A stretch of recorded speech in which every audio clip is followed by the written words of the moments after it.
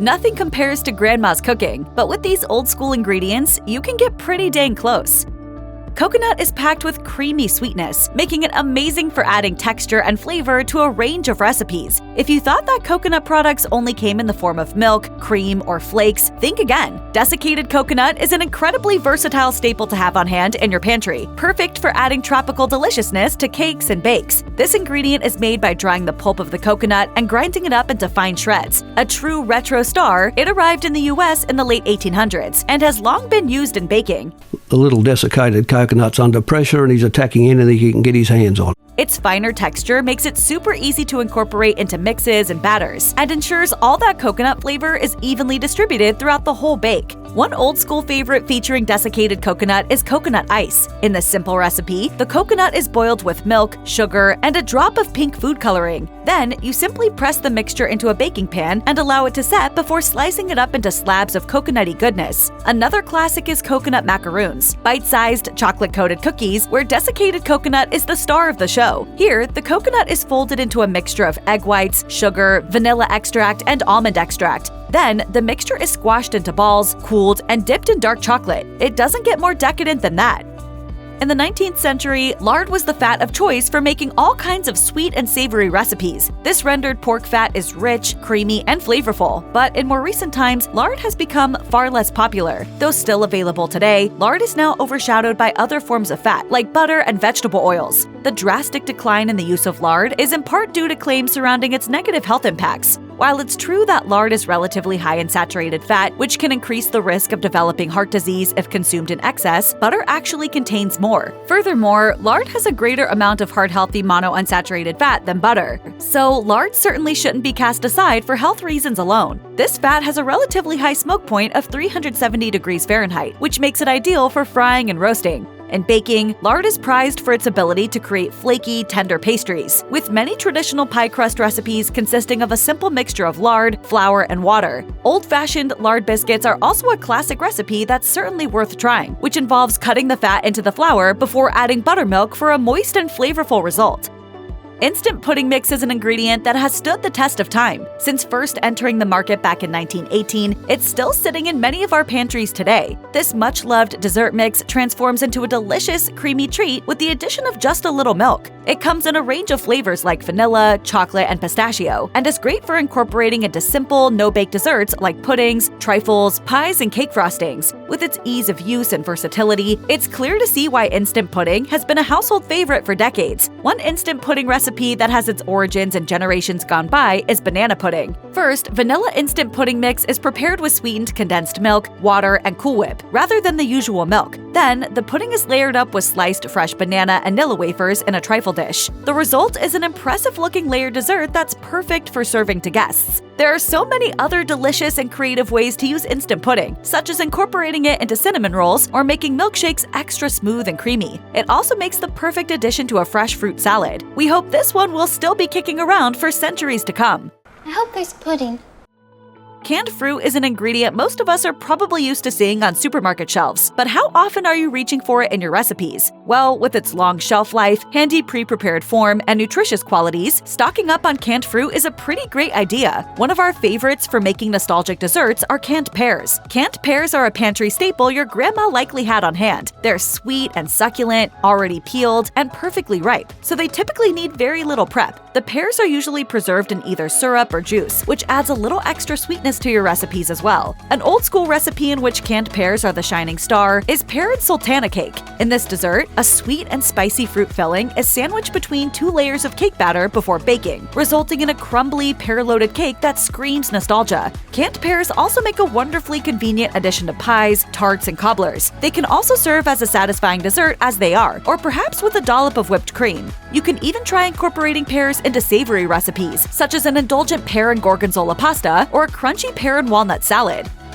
Another fruity ingredient that brings the retro vibes is the vibrant maraschino cherry. These sweet red jewels are commonly found adorning cocktails and desserts, and they've been enhancing recipes since the early 1900s. The process of making maraschino cherries is a little more complex than you might think. First, the whole cherries are soaked in a brine, which strips them of their color and flavor. After 6 weeks, the cherries start their second soaking, this time in a mixture of sugar syrup, red dye, and flavoring, before being pitted and sometimes destemmed. Finally, the cherries and syrup are transferred to jars, forming the traditional maraschino cherries we see on shelves today. These sweet, preserved fruits are brilliant for adding a pop of color to your recipes. Try dropping a maraschino into a classic Manhattan, amaretto sour, or pina colada cocktail. You might also have fond memories of your grandma baking these cherries into a fruit cake, or perhaps using them to top a retro pineapple upside-down cake. And of course, no ice cream sundae is complete without a glossy maraschino cherry on top.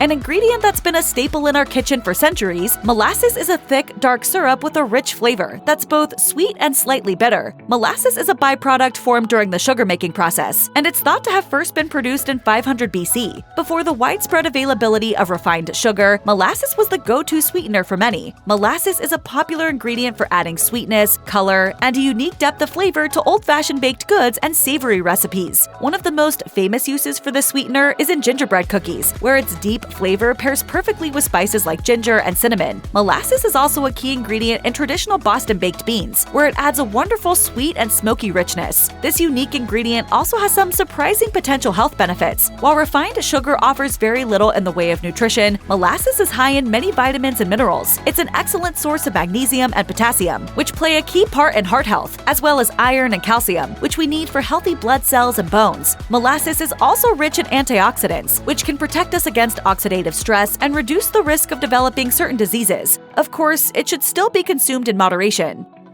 If you've ever whipped up a moist and syrupy pineapple upside-down cake, you've probably used these beauties. Pineapple rings are juicy, tangy, and come conveniently canned and ready to use. These vibrant fruits are brilliant for adding a burst of tropical flavor to a variety of dishes. The pineapple upside-down cake, with its moist sponge and distinctive sticky pineapple and cherry topping, first rose to fame in the 1920s. It was the cake of the moment, with pineapple deemed a particularly trendy ingredient at the time. Utilizing pineapple that was canned and already cut into shapely rings was the perfect way to simplify this fruity bake, and this recipe still remains popular today. Pineapple rings are also great for adding some balancing sweetness to savory dishes. They can be used to top a ham before roasting or a pizza before baking. Dude, this is pineapple. Try before you deny.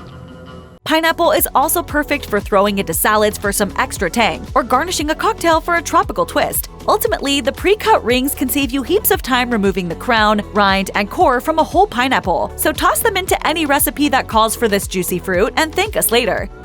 Love it or hate it, there's no questioning that Spam is a true old-school ingredient. This iconic pre-cooked meat product contains a mixture of ground pork and ham, along with salt, sugar, and preservatives, which is then vacuum-sealed in a can. Spam first became available in the 1930s and was used to feed soldiers during World War II due to its convenient canned nature. It was after the war that Spam's popularity as an everyday foodstuff skyrocketed, and by 1959, sales had reached a staggering 1 billion cans. Spam has long been used in a wide variety of dishes, versatile enough to be enjoyed as part of a breakfast, lunch, or dinner. A popular way to prepare Spam is pan-frying it, heating it through, and giving it a lightly browned exterior. Making a classic Spam sandwich involves filling the bread with the fried meat alongside a fried egg and some slices of cheese. Spam fritters are another nostalgic recipe that involves dipping slices of Spam into a flour and water batter and deep frying them until crisp. To give Spam an Asian-inspired twist, Spam musubi is a fun recipe to try. First, you'll need to fry the Spam in a little oil until browned. Then, add some sugar, water, and soy sauce to the pan to coat the meat, and let everything simmer for a few minutes. To assemble the musubi, place the Spam on some sticky sushi rice and wrap everything in a strip of nori seaweed.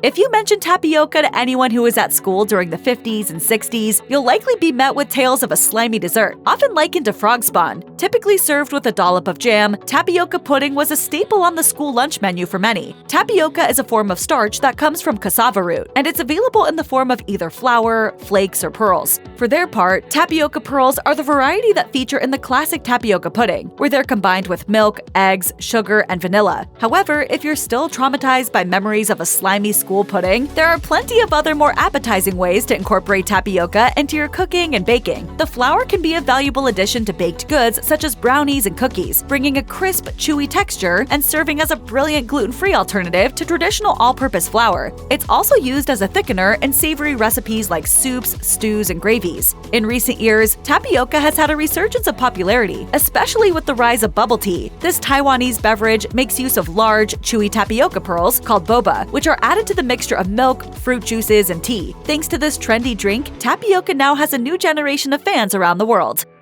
Let's face it, turnips probably aren't up there with the nation's favorite veggies. No offense, but I really don't care about plants. However, these humble root vegetables are a reliable and nutritious ingredient that's been around for thousands of years. In fact, records show that turnips were an important part of the diet for the ancient Greeks and Romans, so use of this vegetable extends a little further back than your grandma's generation. Turnips have a crisp texture and peppery flavor that's both sweet and a little bitter. While they can be eaten raw, most turnip recipes involve cooking the vegetable in some way. In generations gone by, they were often used in soups and stews, adding heartiness and sustenance to the broth. Another delicious way to enjoy turnips is transforming them into a potato and turnip mash. Simply boil the peeled and diced turnips along with the potatoes before mashing with milk, butter, and herbs. The leaves, known as turnip greens, are also edible, and these can be sautéed, lightly simmered in a broth, or enjoyed raw in a fresh salad. These vegetables are also highly nutritious. Turnips are rich in vitamin C and A, as well as potassium, which is essential for healthy nerve function and keeping blood pressure in check.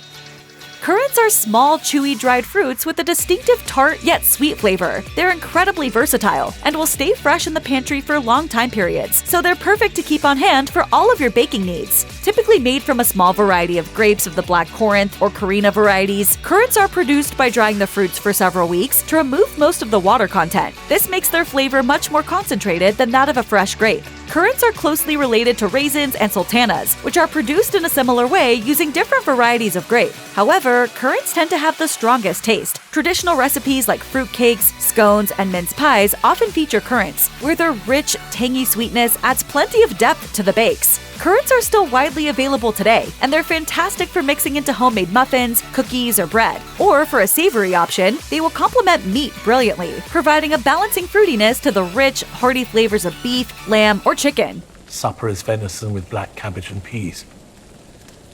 No red currant. Sorry about that. Currants also make an amazing stuffing when combined with onions and chestnuts. You can even toss them into salads to add a unique element of tart flavor and chewy texture.